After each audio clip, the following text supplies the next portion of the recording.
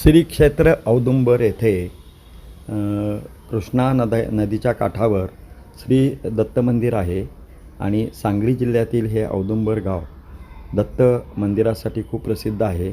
तर या मंदिरामध्ये प्रत्येक वर्षी महापूर आल्यानंतर कृष्णा नदीचं पाणी शिरतं आणि ते पाणी शिरण्यापूर्वी इथे कशी पूजा केली जाते. नदीचे पाणी पादुकावर आल्यानंतर ते सर्व गावातील लोक त्याचं तीर्थप्राशन करतात आणि याला दक्षिणद्वार असं म्हटलं जातं. पुराचे पाणी आल्यानंतर पादुका व देव हे वर एका सुरक्षित ठिकाणी हलवण्यात येतात आणि तेथे रोज या पादुकांची पूजा केली जाते. तर अशा ह्या महापुरामध्ये